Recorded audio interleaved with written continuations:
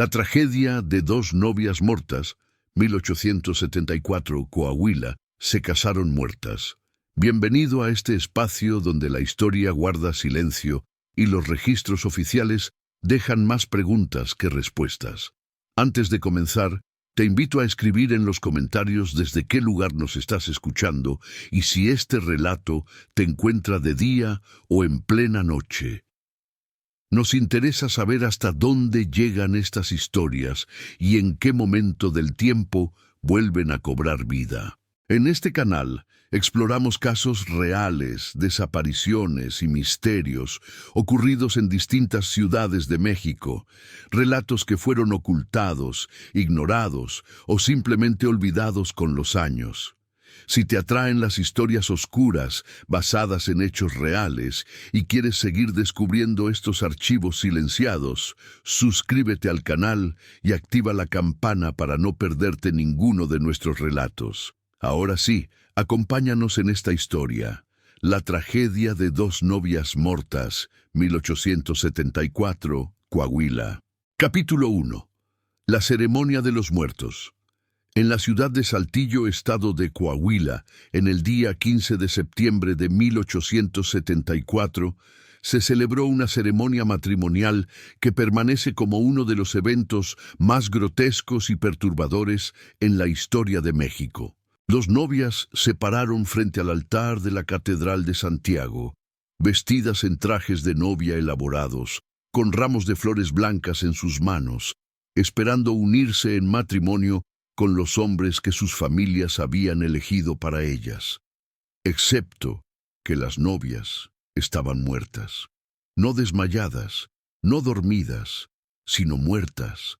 Sus cuerpos habían sido embalsamados apresuradamente apenas horas antes. Sus rostros habían sido pintados con maquillaje para ocultar la palidez de la muerte. Sus cuerpos habían sido sostenidos en posición vertical por estructuras metálicas ocultas bajo los vestidos de novia. Y la ceremonia procedió con estos cadáveres como si fueran mujeres vivas, consintiendo a su propio matrimonio. Esta es la historia de las hermanas León, gemelas idénticas que debían casarse en una ceremonia doble con dos hermanos, uniendo dos familias poderosas de Coahuila en una alianza que prometía consolidar fortunas y poder. Es la historia de cómo estas jóvenes fueron envenenadas la noche antes de su boda, y de cómo sus familias, más preocupadas por mantener las alianzas sociales y económicas que por honrar la muerte de sus hijas, procedieron con la ceremonia usando los cuerpos muertos como si fueran muñecas en un macabro teatro. Es la historia de un sacerdote que fue amenazado y forzado a oficiar la ceremonia más blasfema de su carrera. Es la historia de dos hombres que envenenaron a las mujeres con quienes iban a casarse para poder heredar sus fortunas sin las complicaciones de esposas vivas. Y es la historia de cómo estos asesinos nunca fueron castigados, vivieron largas vidas con la riqueza que habían robado y confesaron su crimen solo en sus lechos de muerte cuando ya no había consecuencias que enfrentar. Los cuerpos de Elena y Sofía León permanecen hasta hoy en un mausoleo en Saltillo, todavía vestidas con los trajes de novia que usaron en su ceremonia grotesca, un recordatorio permanente de hasta qué punto el poder y la ambición pueden corromper incluso los rituales más sagrados. Para comprender cómo fue posible tal horror, debemos conocer primero a las hermanas León, a las familias que las vieron como piezas de ajedrez en lugar de seres humanos, y al mundo de Coahuila en 1874, donde tal atrocidad pudo ocurrir sin consecuencias legales. Capítulo 2. Coahuila en la era postimperio. El año de 1874 encontró a México en un periodo de consolidación después de décadas de caos. El imperio de Maximiliano había caído 7 años antes. Benito Juárez había muerto en 1872. Sebastián Lerdo de Tejada gobernaba, intentando continuar las reformas liberales, pero ya se sentían las corrientes subterráneas que llevarían a Porfirio Díaz al poder 2 años después. Coahuila, el tercer estado más grande de México, era una región de desiertos vastos, montañas áridas y riqueza mineral considerable. Saltillo, la capital del estado, era una ciudad de tradiciones coloniales profundas, donde las familias que habían dominado la región durante generaciones mantenían su poder a través de una combinación de riqueza de tierras, conexiones políticas y alianzas matrimoniales cuidadosamente orquestadas. La sociedad saltillense de 1874 era profundamente conservadora a pesar de las reformas liberales que habían transformado otras partes de México. La Iglesia Católica, aunque formalmente separada del Estado, todavía ejercía una influencia inmensa sobre la vida diaria. Las familias de élite asistían a misa diariamente, bautizaban a sus hijos en ceremonias elaboradas y veían el matrimonio no como una unión de individuos, sino como una transacción entre familias que debía ser ejecutada con precisión contractual. Para las mujeres de Coahuila, las restricciones eran incluso más severas que en otras partes de México. La cultura norteña tenía una tradición particularmente fuerte de honor familiar masculino, donde las mujeres eran vistas como portadoras de ese honor, objetos valiosos cuya pureza y comportamiento apropiado reflejaban la posición de sus padres y hermanos. Un padre de familia tenía autoridad absoluta sobre sus hijas, podía arreglar sus matrimonios sin su consentimiento, podía controlar cada aspecto de sus vidas, y bajo las leyes de la época, esto no solo era aceptable, sino esperado. El matrimonio era la culminación de años de preparación para las jóvenes de la élite. Desde la infancia eran entrenadas para ser esposas apropiadas, obedientes, piadosas, hábiles en las artes domésticas, hermosas pero modestas, educadas pero no demasiado, capaces de mantener una casa pero incapaces de tomar decisiones independientes. Su valor estaba completamente atado a su dote, su belleza y las conexiones de su familia. En este mundo donde las mujeres eran tratadas explícitamente como propiedad a ser intercambiada entre familias de hombres, donde los contratos matrimoniales eran más importantes que los sentimientos de los individuos involucrados, fue posible que algo tan monstruoso como la ceremonia de las hermanas León ocurriera. Porque para las familias involucradas, lo que realmente importaba no eran las novias, sino los contratos. No eran las vidas humanas, sino las alianzas comerciales y sociales. Y capítulo 3. Las hermanas gemelas. León Elena y Sofía León habían nacido en el año de 1854 en una hacienda en las afueras de Saltillo. Eran gemelas idénticas, un hecho que su familia consideraba una bendición especial. Su padre, don Arturo León, era uno de los hombres más ricos de Coahuila, con una fortuna construida sobre minas de plata, haciendas ganaderas y inversiones en el comercio con los Estados Unidos al norte. Su madre, doña Beatriz, provenía de una familia igualmente prominente, con raíces que se remontaban a los primeros colonizadores españoles de la región. Había dado a luz a las gemelas cuando tenía apenas 19 años, y las niñas se convirtieron en el centro de su mundo. Don Arturo había esperado hijos varones, pero había aceptado a sus hijas gemelas con la resignación de que al menos podían ser usadas para formar alianzas valiosas a través del matrimonio. Elena y Sofía crecieron inseparables, como es común con gemelos idénticos. Físicamente eran imposibles de distinguir. Cabello negro que les llegaba hasta la cintura, ojos oscuros con pestañas largas, piel clara que doña Beatriz protegía obsesivamente del sol del desierto, constituciones delicadas que daban la impresión de fragilidad, aunque ambas eran sorprendentemente saludables. Pero aunque físicamente idénticas, sus personalidades divergían. Elena era la más extrovertida, más dispuesta a hablar con visitantes, más cómoda en funciones sociales. Sofía era más reservada, más contemplativa, más feliz cuando estaba sola con sus libros o con su hermana que cuando estaba rodeada de extraños. «Son dos mitades de un todo», decía doña Beatriz con frecuencia. «Elena es el sol, Sofía es la luna, pero ninguna está completa sin la otra». Las niñas fueron educadas en casa por tutores, como era común para las familias de su clase. Aprendieron a leer y escribir en español y algo de francés. Estudiaron historia, geografía, matemáticas básicas, pero la mayor parte de su educación se centró en habilidades consideradas apropiadas para futuras esposas: bordado, piano, administración del hogar, etiqueta social, devoción religiosa. También fueron educadas en la expectativa de que su destino era el matrimonio, que su valor residía en hacer alianzas ventajosas para su familia. Desde que tenían memoria, les habían dicho que su padre elegiría sus esposos, que su deber era aceptar con gracia, que la obediencia era la mayor virtud de una mujer. «Pero al menos nos casaremos al mismo tiempo», decía Elena a su hermana cuando eran adolescentes. «No tendré que dejarte, estaremos juntas siempre».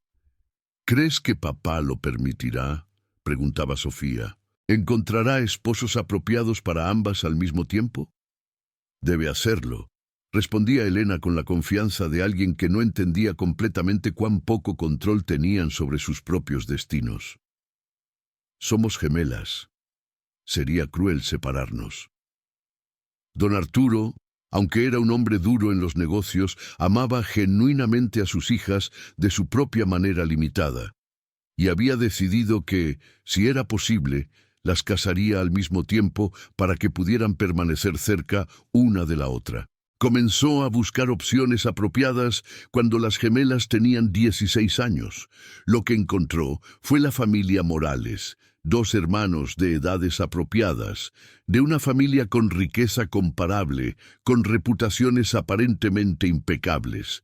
Parecía el escenario perfecto para una doble boda que consolidaría 2 de las fortunas más grandes de Coahuila. Lo que don Arturo no sabía, lo que no investigó lo suficientemente profundamente, era que los hermanos Morales no eran los caballeros honorables que pretendían ser. Eran depredadores que veían el matrimonio como una oportunidad de enriquecimiento y que estaban dispuestos a hacer cualquier cosa, incluyendo asesinato, para obtener lo que querían. Capítulo 4. Los hermanos Morales. Diego y Fernando Morales tenían 32 y 30 años respectivamente cuando don Arturo León se acercó a su padre sobre la posibilidad de una alianza matrimonial. Eran hijos de don Sebastián Morales, un terrateniente y minero que había construido una fortuna considerable, pero que en años recientes había sufrido reveses financieros que mantenía cuidadosamente ocultos de la sociedad saltillense. Don Sebastián necesitaba desesperadamente inyectar capital nuevo en sus operaciones. Varias de sus minas habían resultado menos productivas de lo esperado. Había hecho inversiones malas que habían drenado sus reservas, y estaba en peligro de perder la posición social que su familia había mantenido durante generaciones. Un matrimonio doble con las herederas León sería la solución perfecta. Las dotes de Elena y Sofía serían considerables, y cuando don Arturo eventualmente muriera, sus yernos heredarían control sobre su imperio. Era exactamente el tipo de rescate financiero que la familia Morales necesitaba. Diego, el mayor de los hermanos, era el cerebro detrás de la operación. Era inteligente, calculador, capaz de una frialdad emocional que ocultaba detrás de modales encantadores. Había estudiado en la Ciudad de México, había viajado a Europa brevemente y había desarrollado gustos caros que su fortuna familiar declinante cada vez tenía más dificultad en soportar. Fernando era más impulsivo, más emocional, pero igualmente ambicioso. Seguía el liderazgo de su hermano mayor en casi todo, incluyendo la disposición de hacer lo necesario para asegurar su posición financiera. Ninguno de los hermanos tenía cualquier interés romántico en las hermanas León. Diego había conocido a Elena y Sofía en funciones sociales y las consideraba bonitas, pero poco interesantes, demasiado provincianas para sus gustos sofisticados. Fernando apenas había interactuado con ellas. Para ambos hermanos, las gemelas eran simplemente medios para un fin, vehículos para acceder a la fortuna León. Cuando don Arturo propuso formalmente la alianza matrimonial a don Sebastián, los hermanos tuvieron una conversación privada sobre cómo proceder. «Nos casaremos con ellas», dijo Diego. «Obtendremos acceso a la fortuna. ¿Y luego? ¿Y luego qué?», preguntó Fernando. «Las esposas mueren», dijo Diego con una casualidad escalofriante. «En el parto, de enfermedades, de accidentes. Sucede todo el tiempo, y cuando sucede, los viudos heredan todo». «¿Estás sugiriendo que las matemos?». Fernando estaba sorprendido, aunque no tanto como debería haber estado. «Estoy sugiriendo que seamos prácticos», respondió Diego. «¿Por qué pasar años casados con mujeres que no amamos, esperando que el viejo León muera, compartiendo la fortuna con esposas vivas? Sería más eficiente si las esposas murieran poco después del matrimonio. Entonces heredaríamos directamente sin las complicaciones de mantener esposas». Era un plan monstruoso, propuesto con la lógica fría de una transacción comercial. Y Fernando, aunque inicialmente perturbado, gradualmente fue convencido por los argumentos de su hermano. «¿Pero cómo?», preguntó finalmente. «¿Y cuándo?». «El veneno es difícil de detectar», dijo Diego. «Y el momento debe ser después del matrimonio, obviamente, para que heredemos. Pero no demasiado después. No queremos tener que mantener la farsa de ser esposos durante años, tal vez semanas o meses después de la boda». Pero a medida que se acercaba la fecha del matrimonio, Diego refinó su plan. ¿Por qué esperar semanas o meses? ¿Por qué no actuar inmediatamente antes de que el matrimonio incluso se consumara mientras las gemelas todavía estaban en la casa de su padre? Sería más fácil culpar a enfermedad o accidente, y si actuaban antes de la ceremonia, bueno, entonces necesitarían asegurar que los contratos matrimoniales fueran respetados de todos modos. Era un plan audaz, arriesgado, que dependía de la disposición de las familias de priorizar los contratos sobre la decencia humana básica. Pero Diego, quien había observado cómo funcionaba la élite de Coahuila durante toda su vida, apostaba a que ambas familias elegirían las alianzas sobre la moralidad. Y tenía razón. Capítulo 5. Los preparativos y el cortejo. El cortejo formal entre los hermanos Morales y las hermanas León comenzó en la primavera de 1873, un año y medio antes de la boda programada. Diego cortejaba a Elena, Fernando a Sofía, aunque ambos hermanos admitían privadamente que las gemelas eran tan idénticas que difícilmente importaba quién se casaba con quién. Las visitas eran formales, cuidadosamente supervisadas. Los hermanos venían a la Hacienda León 2 veces por semana, siempre con don Sebastián o con algún acompañante apropiado. Se sentaban en la sala bajo la mirada vigilante de doña Beatriz. Hablaban sobre temas seguros, tomaban té, actuaban el papel de pretendientes respetuosos. Elena encontraba a Diego intrigante. Era más mundano que los otros hombres que había conocido.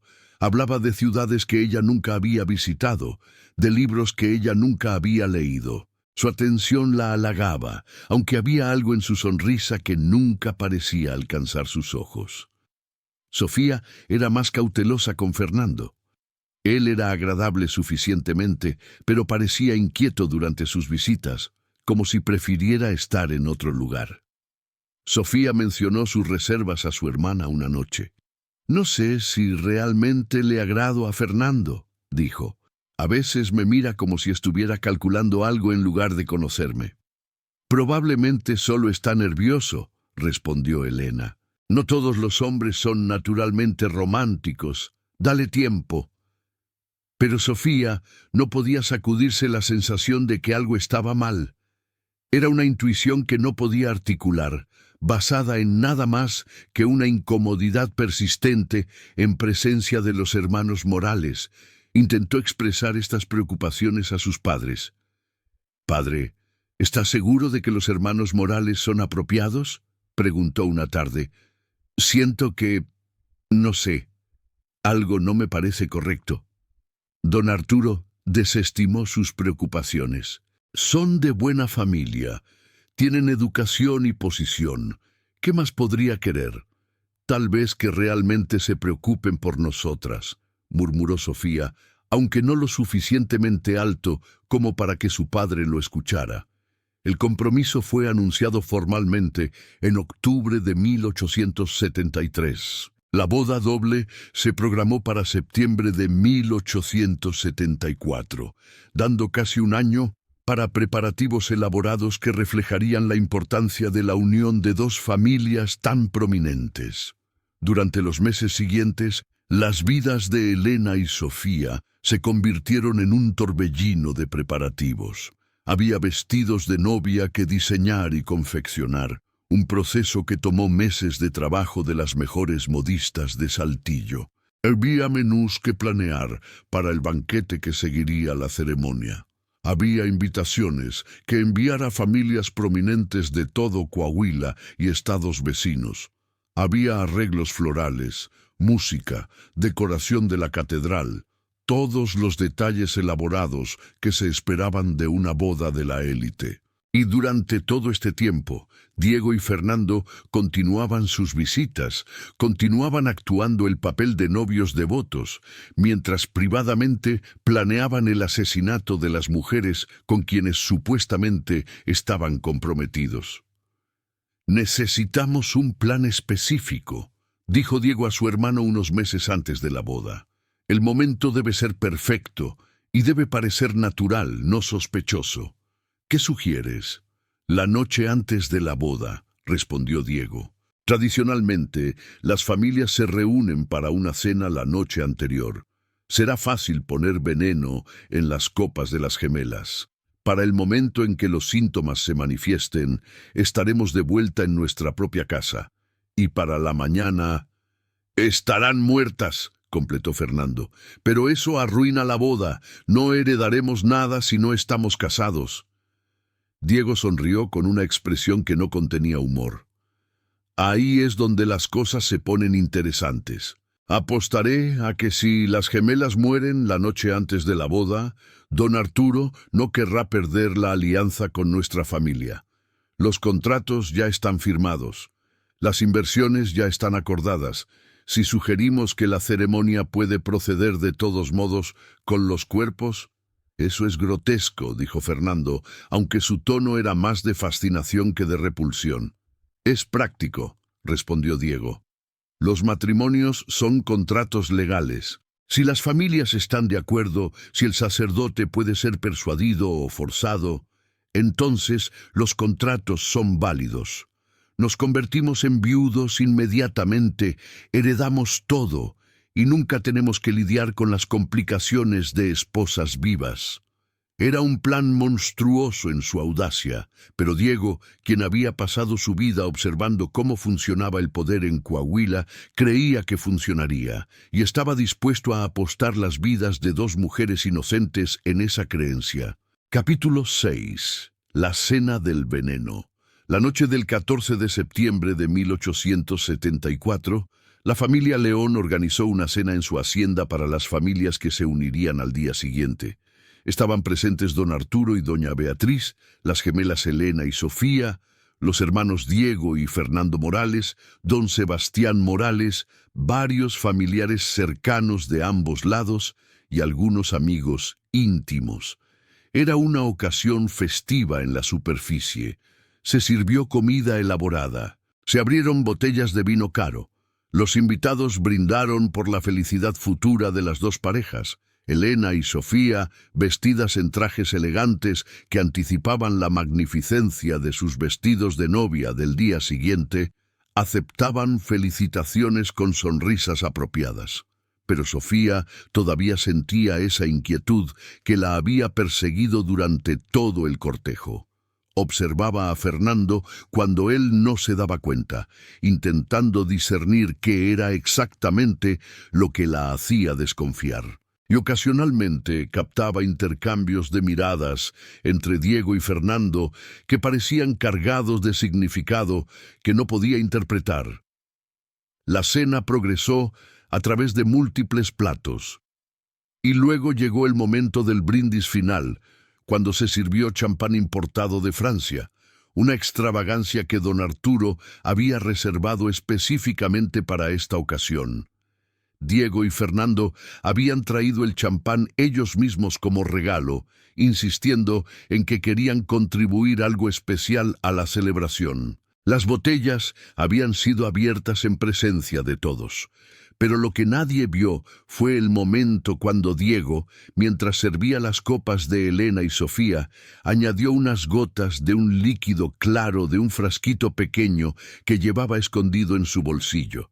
El veneno era cianuro, obtenido a través de conexiones dudosas en la capital. Era mortal incluso en cantidades pequeñas, actuaba relativamente rápido, y sus síntomas podían confundirse con enfermedad repentina o reacción alérgica. «Un brindis», declaró don Arturo levantando su copa, «a mis hijas hermosas que mañana comenzarán sus nuevas vidas, y a mis nuevos yernos que prometo acoger en mi familia con todo mi corazón. Salud, salud», resonó por la sala. Todos bebieron. Elena y Sofía bebieron su champán envenenado sin sospechar nada. La conversación continuó durante otra hora. Los invitados se retiraron eventualmente a diferentes áreas de la casa. Diego y Fernando se despidieron apropiadamente, expresando su entusiasmo por el día siguiente, prometiendo llegar temprano a la catedral. «Hasta mañana, mi querida Elena», dijo Diego besando su mano. «Hasta mañana», respondió Elena sonriendo. «No sabía que nunca vería otro amanecer». Fue aproximadamente 2 horas después de la cena que Elena comenzó a sentirse mal. Estaba en su habitación con Sofía, las 2 hermanas preparándose para acostarse, cuando sintió un dolor agudo en su estómago. «No me siento bien», murmuró llevando su mano a su abdomen. «¿Qué pasa?», preguntó Sofía con preocupación. «Mi estómago duele y me siento mareada».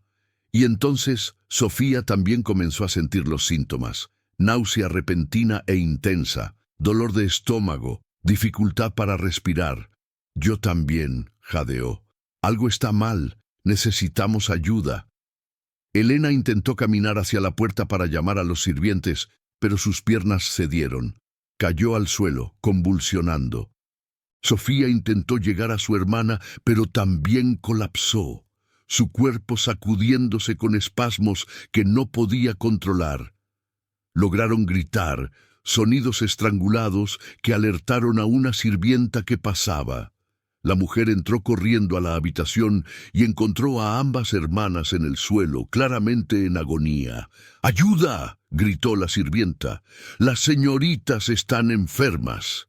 Doña Beatriz llegó corriendo, seguida por don Arturo. Encontraron a sus hijas gemelas convulsionando en el suelo, espuma saliendo de sus bocas, sus cuerpos sacudiéndose violentamente. «¡Un médico!», gritó don Arturo. «¡Traigan al doctor Maldonado inmediatamente!». Pero ya era demasiado tarde. El cianuro actúa rápido. Para el momento en que el doctor Maldonado llegó 30 minutos después, ambas hermanas estaban muertas. Los gritos de doña Beatriz resonaron por toda la hacienda. Era un sonido que ninguno de los presentes olvidaría jamás. El grito de una madre que ha perdido no a uno, sino a 2 hijos simultáneamente en circunstancias incomprensibles. El doctor Maldonado examinó los cuerpos, observó los síntomas y pronunció su diagnóstico tentativo. «Parece envenenamiento, probablemente algo que comieron o bebieron». ¿Envenenamiento? Don Arturo estaba aturdido. ¿Pero cómo? ¿Quién? Todos comimos la misma comida, señaló doña Beatriz entre sollozos. Si la comida estaba envenenada, ¿por qué solo ellas están muertas? Era la pregunta correcta, pero en el caos del momento nadie la persiguió. Y para cuando comenzaron a pensar racionalmente sobre lo que había sucedido, ya era demasiado tarde para preservar evidencia o hacer las preguntas correctas a las personas correctas. Lo que vino después fue aún más horrible que las muertes mismas. Capítulo 7. La decisión grotesca. El amanecer del 15 de septiembre de 1874 llegó a una casa León sumida en duelo y caos. Los cuerpos de Elena y Sofía yacían en sus habitaciones, lavados y preparados por sirvientas llorosas. Doña Beatriz estaba sedada, incapaz de procesar la magnitud de su pérdida. Y don Arturo se enfrentaba a una crisis que iba mucho más allá del dolor personal. Había una boda programada para esa tarde. Cientos de invitados de toda la región estaban viajando a Saltillo en ese momento. Se había gastado una fortuna en preparativos. Y más importante para don Arturo, había contratos firmados, acuerdos comerciales basados en esta alianza matrimonial, inversiones que ya estaban en marcha. Cuando don Sebastián Morales llegó a la Hacienda León por la mañana, supuestamente para prepararse para la ceremonia, fue informado de las muertes por un don Arturo destrozado. «Mis hijas están muertas», dijo con voz que temblaba, «envenenadas de alguna manera durante la cena de anoche. La boda obviamente debe cancelarse». Don Sebastián, quien no sabía que sus propios hijos habían cometido el envenenamiento, procesó esta información con creciente alarma. La cancelación significaría el fin de los acuerdos comerciales que eran críticos para salvar su propia situación financiera deteriorante. «Don Arturo», dijo cuidadosamente, «mi más profundo pésame por su pérdida terrible. Pero debemos considerar las implicaciones prácticas. Los contratos matrimoniales ya están firmados. Las inversiones ya han sido hechas basándose en estos matrimonios. Si la boda es cancelada... ¿Está sugiriendo que procedamos con una boda cuando mis hijas están muertas?» Don Arturo lo miró con incredulidad. «Estoy sugiriendo que consideremos nuestras opciones», respondió don Sebastián con la frialdad de un hombre de negocios. «Las ceremonias matrimoniales son contratos legales. Si ambas partes están de acuerdo, si los documentos pueden ser firmados». «¿Está sugiriendo una ceremonia con cadáveres?» Don Arturo estaba horrorizado, pero también, en algún lugar profundo de su mente pragmática, comenzaba a procesar la lógica terrible de la sugerencia. Diego y Fernando habían llegado con su padre. Diego, actuando el shock apropiado por las muertes, añadió su voz a la discusión. «Sé que suena grotesco», dijo con una voz que temblaba con emoción fingida, «pero considere, sus hijas estaban comprometidas con nosotros, habían consentido a estos matrimonios. Si la ceremonia procede, honramos su memoria, mantenemos las alianzas que ellas querían. Y los documentos aseguran que su legado está protegido». Era una racionalización monstruosa, pero en las horas siguientes, a medida que más familiares se involucraban en las discusiones, la idea comenzó a ganar tracción. Los hermanos de don Arturo argumentaban que cancelar causaría humillación social masiva, además del dolor privado. Los asesores legales señalaban que los contratos técnicamente podrían ser válidos si ambas partes firmaban. Y don Arturo, en su estado de shock y dolor, gradualmente fue persuadido. Doña Beatriz, cuando finalmente fue informada del plan, entró en histeria. «No, no permitiré que profanen los cuerpos de mis hijas así. Es una blasfemia». Pero doña Beatriz, como todas las mujeres de su época, no tenía autoridad legal. Don Arturo tomaba las decisiones. Y don Arturo, después de horas de deliberación, decidió que la ceremonia procedería. «Pero debe parecer apropiado», insistió. Los cuerpos deben ser preparados, embalsamados si es posible en el tiempo que tenemos, vestidos apropiadamente, y nadie, excepto la familia inmediata, puede saber que están muertas hasta después de la ceremonia. Era un plan que requería la cooperación del sacerdote. Y cuando el padre Gregorio Salinas fue informado de lo que se esperaba de él, se negó categóricamente. Capítulo 8. La amenaza al sacerdote. El padre Gregorio Salinas había sido el párroco de la Catedral de Santiago durante 15 años. Era un hombre de principios, profundamente religioso, que tomaba sus votos y responsabilidades con seriedad. Cuando le dijeron que se esperaba que oficiara una ceremonia matrimonial con novias muertas, su respuesta fue inmediata e inequívoca. «No», dijo firmemente, «es una abominación, una blasfemia. No puedo y no lo haré». Don Arturo, acompañado por don Sebastián y varios otros hombres poderosos de Saltillo, había venido a la residencia del padre específicamente para persuadirlo. «Padre, entendemos sus objeciones», comenzó don Arturo, «pero esta es una situación extraordinaria. Los contratos están firmados, las familias están de acuerdo. Solo necesitamos que usted realice la ceremonia formal». «Una ceremonia matrimonial requiere el consentimiento de ambas partes», respondió el padre Gregorio. «Las mujeres muertas no pueden consentir». «Consintieron cuando estaban vivas», argumentó don Sebastián. «El compromiso fue formal. Los votos fueron esencialmente hechos».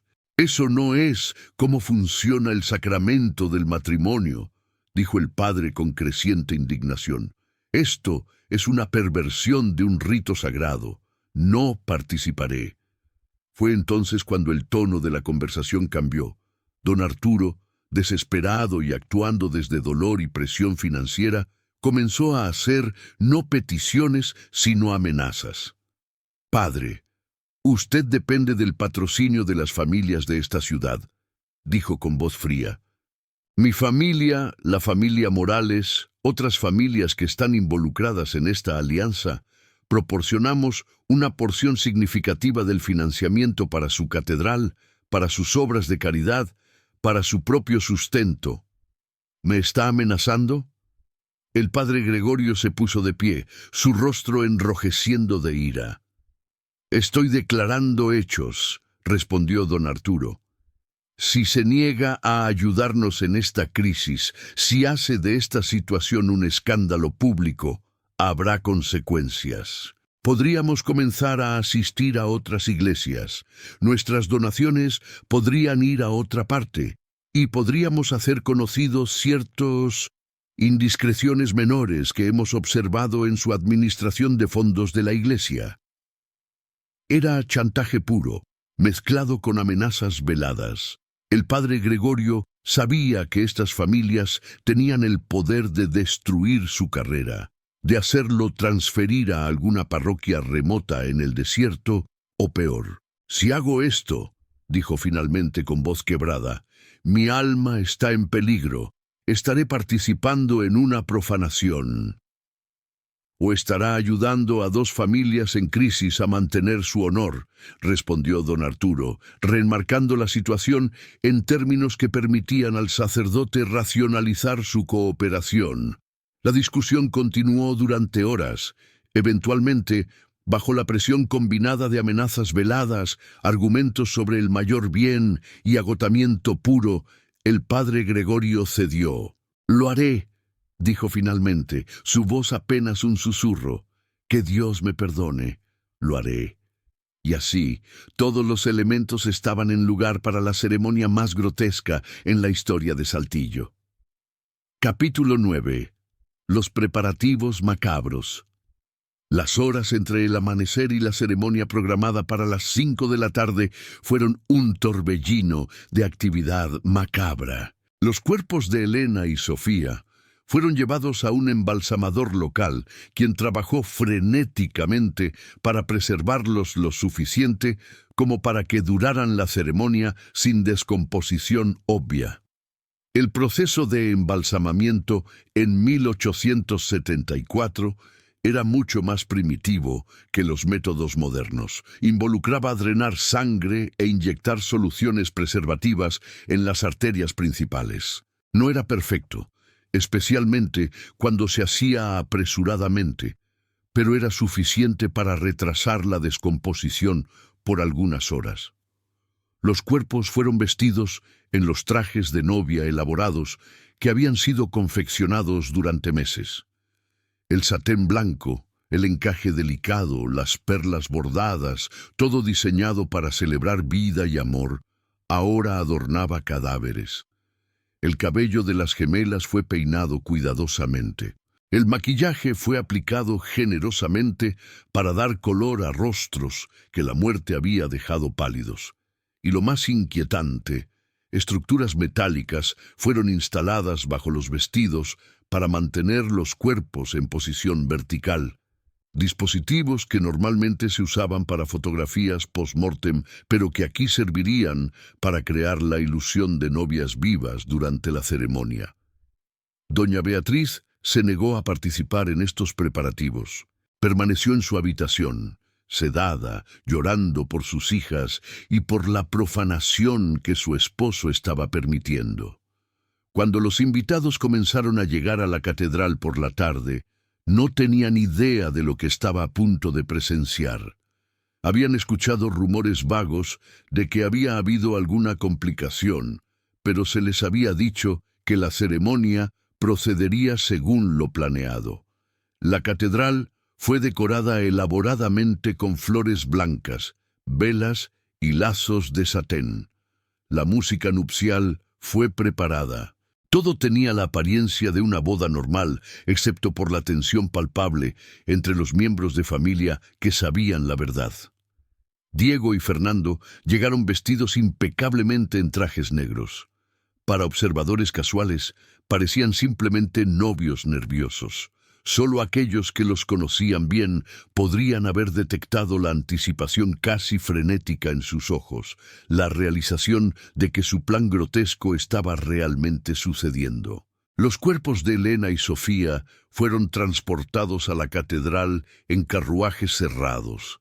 Fueron llevados a una antecámara donde esperarían hasta el momento de la procesión, y a las 5 de la tarde, con el sol comenzando a descender sobre Saltillo, la ceremonia más blasfema en la historia de la Iglesia comenzó. Capítulo 10.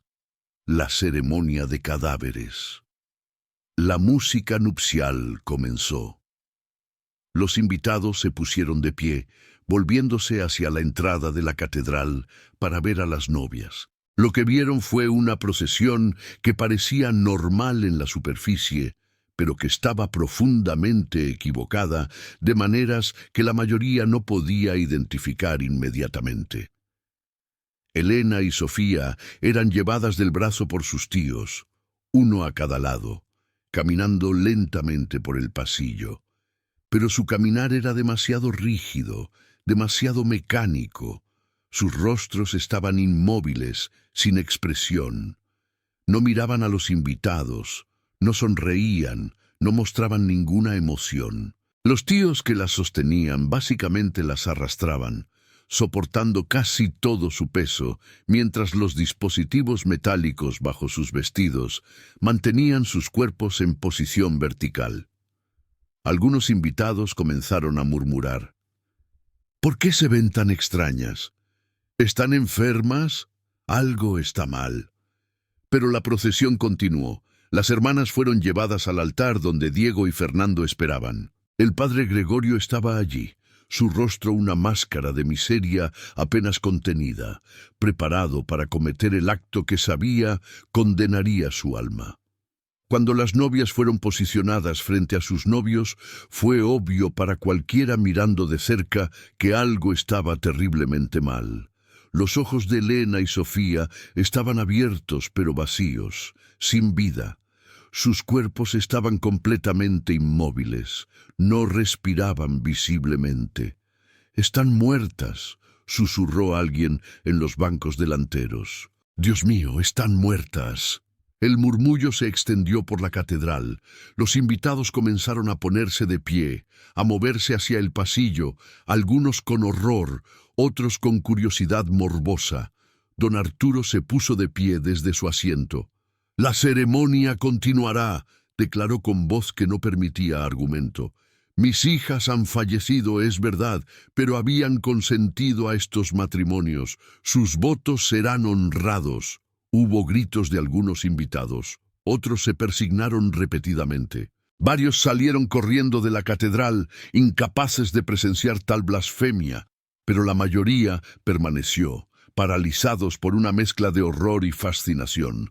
El padre Gregorio comenzó la ceremonia con voz que temblaba. Las palabras tradicionales sobre amor y compromiso sonaban obscenas cuando se dirigían a cadáveres. Cuando llegó el momento de los votos, el padre Gregorio miró a Diego y Fernando. «¿Aceptan ustedes a estas mujeres como sus esposas?» «Acepto», dijeron ambos hermanos con firmeza. «¿Y ustedes?» El padre Gregorio se volvió hacia los cadáveres de Elena y Sofía. Las palabras murieron en su garganta. ¿Cómo podía preguntar a mujeres muertas si consentían? Don Arturo intervino. «Mis hijas consintieron cuando vivían. Ese consentimiento permanece válido». Era una perversión de toda lógica legal y religiosa. Pero el padre Gregorio, bajo la mirada de los hombres poderosos que lo habían amenazado, continuó. «Por el poder que me ha sido conferido», dijo con voz apenas audible, «los declaro esposo y esposa, y esposo y esposa». No hubo besos. No hubo abrazos.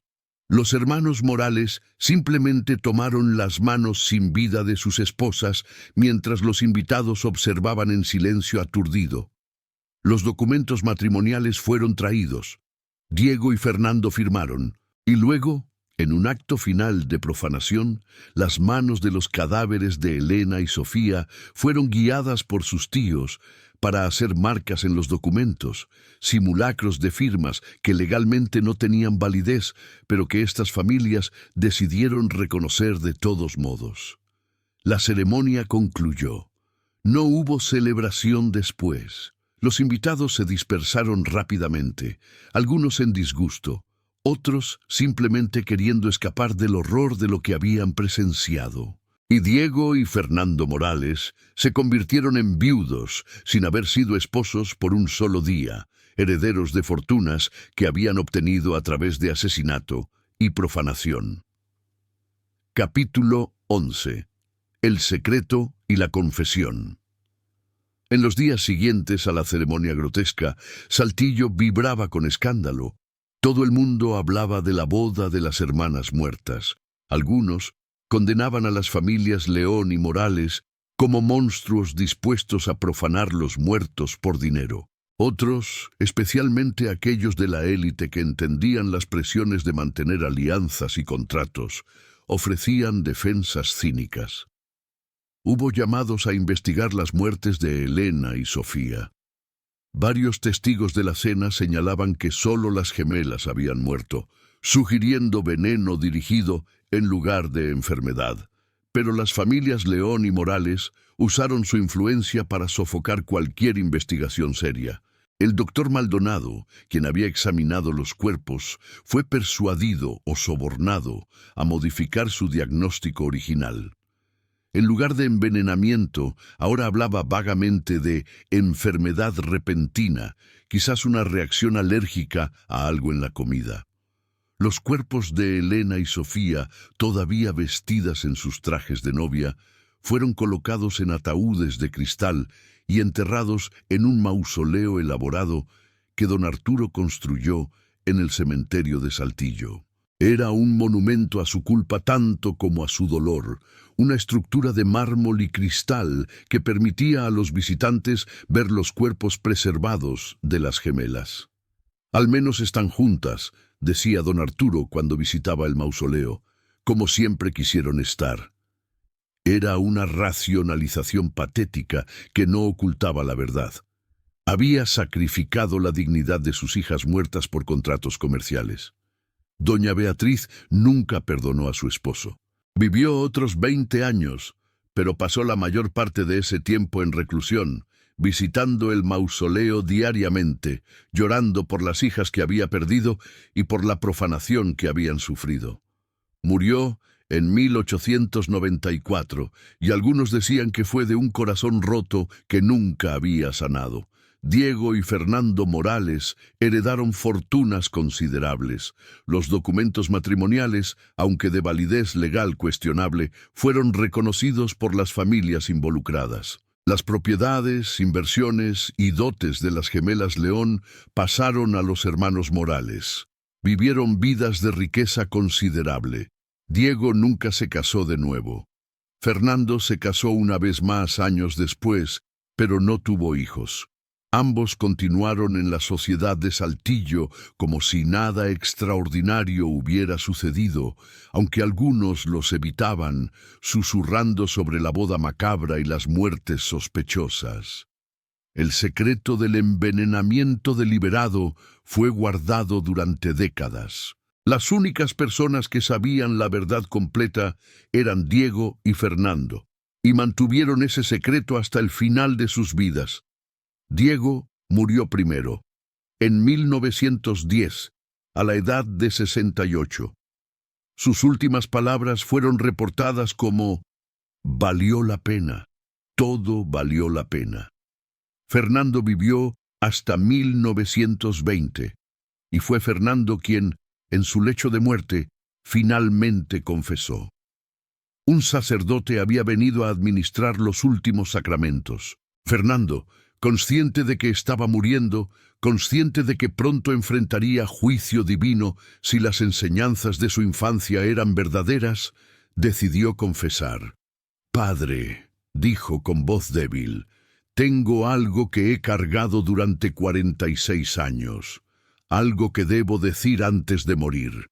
Y luego contó toda la historia, cómo él y Diego habían planeado asesinar a las gemelas, cómo habían envenenado el champán, cómo habían manipulado a las familias para que procedieran con la ceremonia grotesca, cómo habían heredado fortunas construidas sobre asesinato y profanación.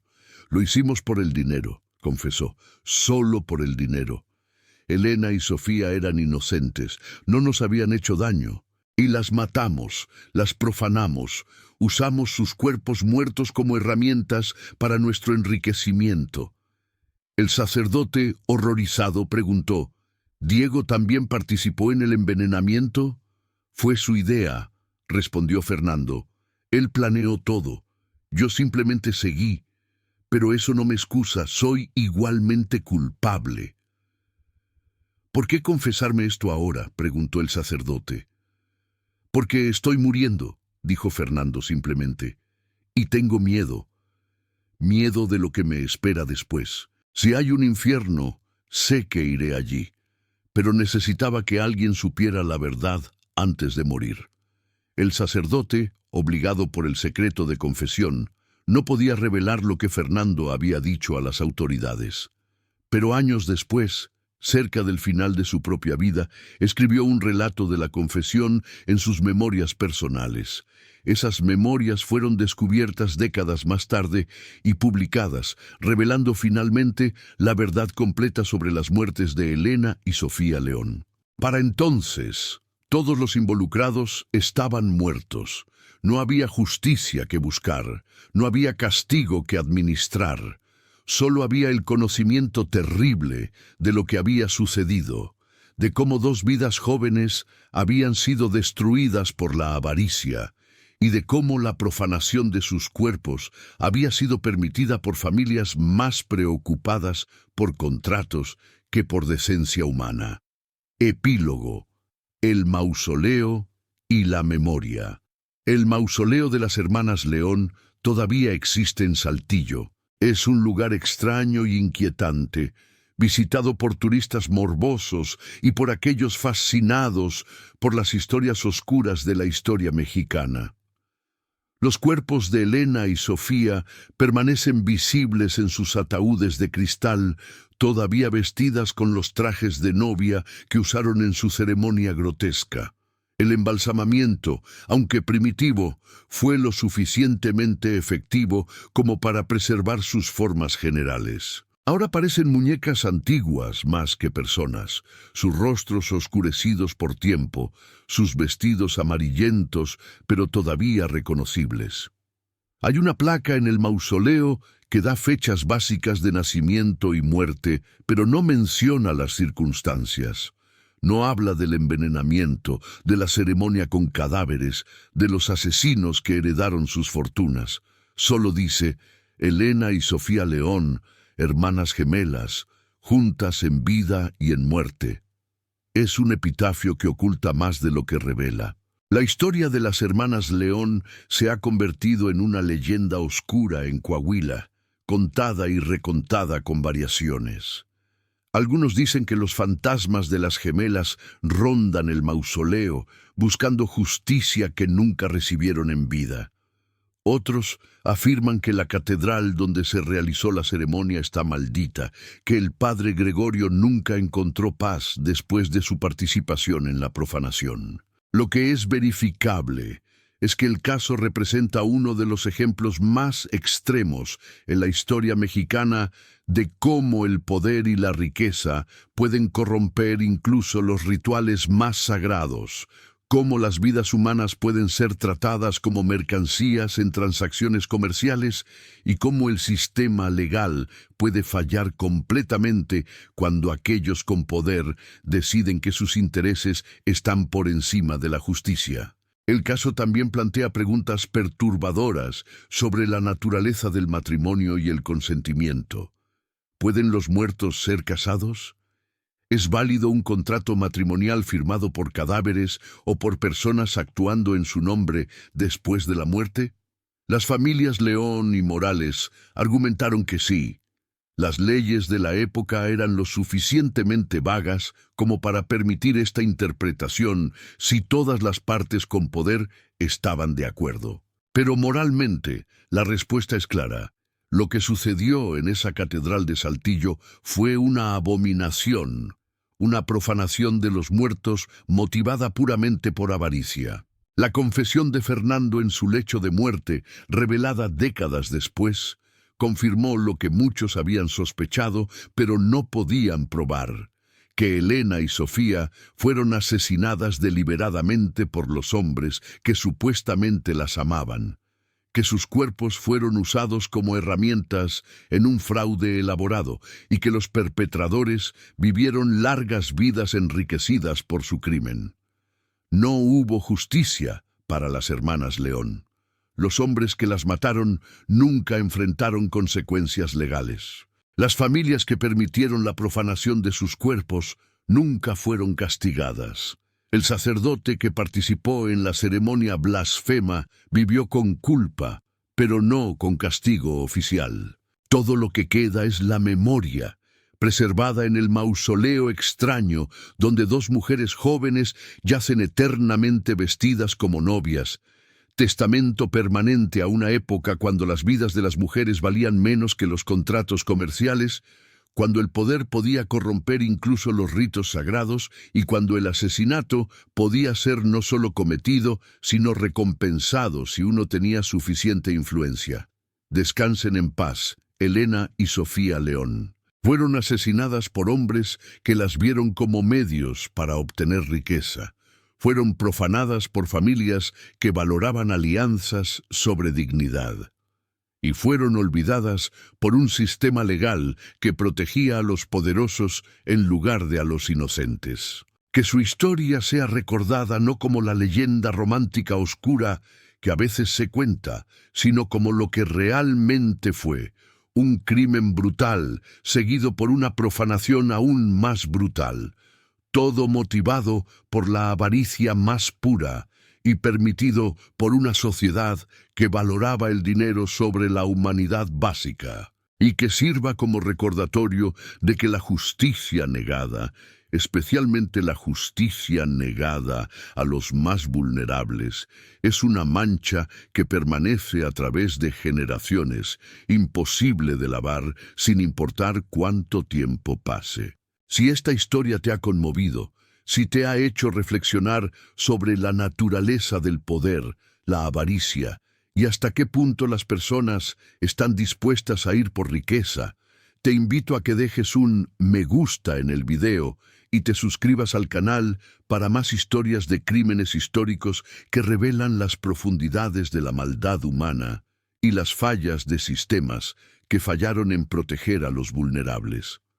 Activa la campanita de notificaciones para no perderte ningún episodio nuevo. Y te pregunto, ¿fue la ceremonia con los cadáveres una profanación justificable para mantener contratos y honor familiar, o fue simplemente un acto de avaricia disfrazado de tradición? ¿Deberían las familias León y Morales haber enfrentado consecuencias legales por permitir tal blasfemia? ¿Cómo podemos asegurar que las víctimas vulnerables de crímenes no sean revictimizadas incluso en muerte? Comparte tus pensamientos en los comentarios. Gracias por escuchar la historia de las dos novias muertas, las hermanas gemelas que fueron asesinadas por avaricia y profanadas por conveniencia, cuyos cuerpos permanecen eternamente vestidos de novia como testamento a un crimen que nunca fue castigado. Hasta el próximo caso.